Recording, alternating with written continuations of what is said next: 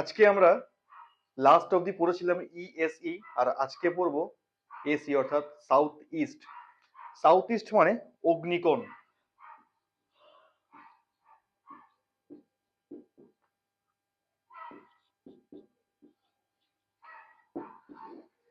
South east, তো এই যে অগ্নিকোণ এটি থাকে, যদি ব্রহ্মস্থান থেকে দেখা যায়, এটা থাকে 135 ডিগ্রিতে। তো এই যে 135 ডিগ্রিতে সাউথ ইস্ট থাকছে, এর যে এলিমেন্ট রয়েছে, সেই এলিমেন্টটা কি? সেটা হচ্ছে আগুন অর্থাৎ ফায়ার।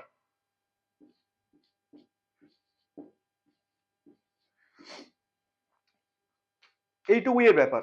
কিন্তু এর অবস্থানটা এমন একটি জায়গায় রয়েছে যেখানে আমরা প্রায় প্রত্যেকেই খুব ভুল করে থাকি। যেমন সাউথ ইস্ট বা অগ্নিকোণ, এই জায়গাটা আমরা কোথায় বা কিভাবে চিহ্নিত করি? যেখানে পূর্ব দিকের শেষ হচ্ছে এবং দক্ষিণ দিকের শুরু হচ্ছে, অর্থাৎ এটাকে আমরা একটা কোণ ভেবে নিই। ঠিক যেমন ঈশান একটা কোণ, অগ্নি একটা কোণ, নৈঋত একটা কোণ, বায়ু একটা কোণ।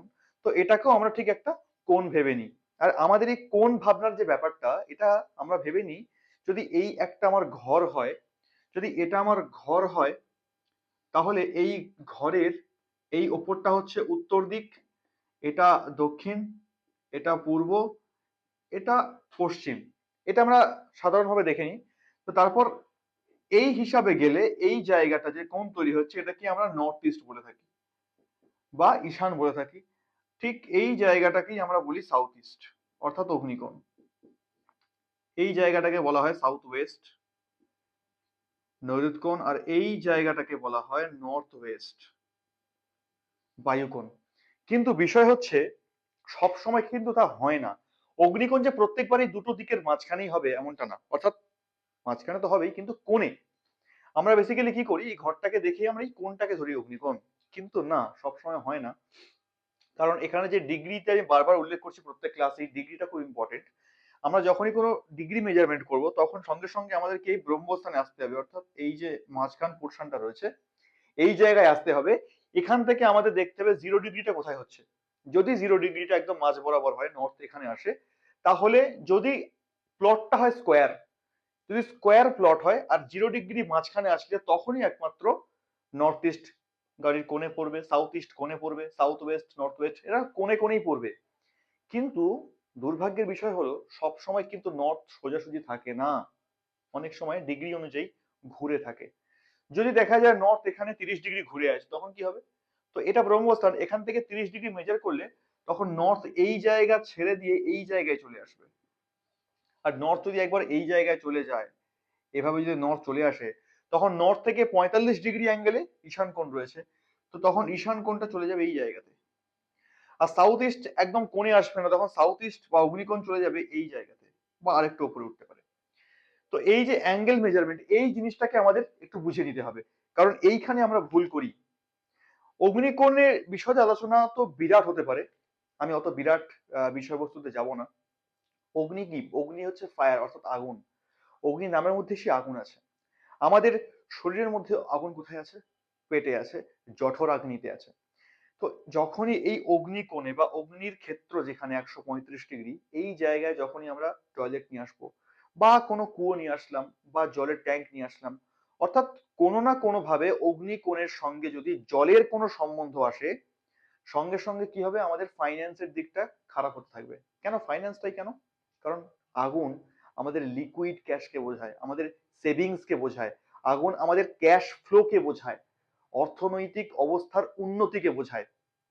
যার অগ্নি যত স্ট্রং, তার কনফিডেন্স তত বেশি। কারণ এই পেটের মধ্যে জঠরাগ্নি যদি একবার খারাপ হয়ে যায়, সেক্ষেত্রে হজমের সমস্যা তো প্রায় প্রত্যেকের এসে যাবে। আর যখনই পেটের খাবার হজম হবে না, তখন বাইরের এত কথাবার্তা হজম হবে কি করে, তাই না? তো সেই কারণে অগ্নিকে স্ট্রং রাখা অত্যন্ত গুরুত্বপূর্ণ, এবং অগ্নি আমাদের ক্যাশ ফ্লোকে দেখে। ঠিক যেমন জল আমাদের কাজের সুযোগকে দেখতো, আমাদের কাজের ফ্লোকে দেখতো, ঠিক তেমনি বায়ু কি করেছে? বায়ু আমাদের সামাজিক ব্যবস্থা অর্থাৎ সমাজের যে ফ্লো, আমি কার সঙ্গে কত দ্রুত যোগাযোগ করতে পারছি, আমার কানেক্টিভিটিটা কত দূরে, আমার পরিস্থিতি বা আমার যে সার্কেলটা সেটা কত বড় সার্কেল, এই জিনিসটা বায়ু তত্ত্ব বোঝায়। আর অগ্নি বোঝায় আমাদের অর্থ, আমাদের শ্রীবৃদ্ধিকে। তো সেই জন্য সমাজে বাঁচতে গেলে এই সমস্ত কিছুর সঙ্গে সঙ্গে অর্থেরও প্রয়োজন। আর অর্থের অগ্নিকোণ হচ্ছে খুব ভাইটাল দিক, খুবই ভাইটাল দিক। যার অগ্নি খারাপ তার সব খারাপ। কারণ আজকের সমাজে যার কাছে অর্থ নেই তার কাছে কিছুই নেই। সে যত বড়ই জ্ঞানী ব্যক্তি হোক না কেন, যদি অর্থের বল তার না থাকে, তার কোনো বলই নেই। আর যার কাছে কোনো জ্ঞানের বল নেই বা বিদ্যার কোনো বল নেই কিন্তু অর্থের বলটা আছে, তার মানে তার কাছে সমস্ত কিছু আছে। তো যাই হোক, আমি এত ডিসকাশনে যাচ্ছি না। তো অগ্নির পাওয়ার হচ্ছে এটা, অগ্নিকে আমাদের প্রত্যেককে স্ট্রং রাখতেই হবে। আর অগ্নি এলিমেন্টকে যে খারাপ করে সে হলো টয়লেট বা জল জাতীয় কোনো জিনিস। জলকে কিন্তু নীল কালারও রিপ্রেজেন্ট করে। তো বাই এনি চান্স যদি আমরা অগ্নিকোণে নীল কালার নিয়ে চলে আসি, তবুও সেই জলের মতোই একই রকম ভাবে ক্ষতি করে। অগ্নিকোণে কি হতে পারে কি হতে পারে না? অগ্নিকোণে উত্তম হচ্ছে রান্নাঘর বা কিচেন করা। কেন? কারণ কিচেন নিজেই তো আগুনের একটা এলিমেন্ট। আর অগ্নি যেখানে রয়েছে অবস্থান করছে সেখানে আমাকে অগ্নি তত্ত্বেরই জিনিসকে রাখতে হবে, তাহলে অগ্নি স্ট্রং হবে। তো যদি আমি অগ্নিকোণে রান্নাঘরে নিয়ে চলে আসি, এর থেকে উত্তম কিছু হতে পারে না। অগ্নিকোণে বেডরুম চলে, চলে না একদম এমনটা না, চলে, তবে অপশনাল। এখানে রাখতেও পারি নাও পারি, এটা ভেবে দেখার বিষয়। যদি অন্য কোথাও জায়গা না পাই সেক্ষেত্রে বাধ্য হয়ে বেডরুম করা যেতে পারে।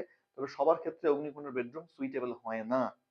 আর এই অগ্নিকোণটা খুব ভাইটাল জিনিস। আমাদের বাঙালিদের মধ্যে একটা প্রবণতা রয়েছে, আমরা বেশিরভাগ ক্ষেত্রে কি করি না, ঈশান কোণ নিয়ে একটু বেশি মাতামাতি করি। ঈশানে এটা করতে নেই, সেটা করতে নেই, ওভাবে করতে নেই। মানে ঈশান কোণ নিয়ে একটা বিরাট বড় কনসেপ্ট বাঙালির মধ্যে বিশেষ করে কাজ করে। শুধুমাত্র ঈশান না, বাস্তুর মধ্যে ঈশান, অগ্নি আর নৈঋত, এই তিনটে দিক খুব ভাইটাল। আর এই তিনটের মধ্যে নৈঋত্য আরো বেশি ভাইটাল। আমরা নেক্সট চ্যাপ্টারে নৈঋত্যে আসবো। তো অগ্নি তাহলে কি হলো না, অগ্নি হচ্ছে ফায়ার এলিমেন্ট, ফায়ার জোন, আগুনের। আচ্ছা, আগুন থেকে আর কি কি বুঝতে পারি আমরা? আগুন যেমন আমাদের ক্যাশ ফ্লোকে বোঝাচ্ছে, তেমন আমাদের কনফিডেন্স কে বোঝাচ্ছে, আমাদের মধ্যে সাহস কতটা আছে, রজগুণ কতটা আছে। কারণ অগ্নিকোণ রজগুণেরও প্রতীক। সেই রজগুণ কতটা আছে, আমার কাজের গতিটা কত, আমি কিভাবে এগোচ্ছি, সমস্ত জিনিসটা একটা ব্যক্তির যার অগ্নিকোণ স্ট্রং তাকে দেখেই বোঝা যাবে। তার মধ্যে কনফিডেন্সের লেভেল আলাদা থাকবে, তার কাজের গতি আলাদা রকম হবে, তার মেজাজ অন্য লেভেলের হবে, সবসময় তাকে দেখে এনার্জেটিক মনে হবে। তো এটা অগ্নির একটা সহজাত প্রভাব বলা যেতে পারে। যার অগ্নি স্ট্রং তার মধ্যে অটোমেটিক এইগুলো চলে আসবে। তো যাই হয়ে যাক না কেন, আমাদের চেষ্টা করতে হবে অগ্নিকে স্ট্রং রাখার। যদি বাকি সব দিক আমার খারাপও হয়, আমাকে 100% চেষ্টা করতে হবে অগ্নি স্ট্রং রাখার। কারণ অগ্নির মধ্যে এমন ক্ষমতা আছে, যদি বাকি সমস্ত দিক ভুলও থাকে, খারাপও থাকে, অগ্নি একা যদি স্ট্রং থাকে, অগ্নি কিন্তু পরবর্তীতে সেই সমস্ত ভুল দিকগুলোকে ঠিক করে করিয়ে নিতে সক্ষম। তো অগ্নিকোণ নিয়ে বিশদে আরো পরবর্তীকালে আলোচনা হবে আমাদের। আপাতত অগ্নিকোণ সম্পর্কে বেসিক জ্ঞানের জন্য এটাই পর্যাপ্ত।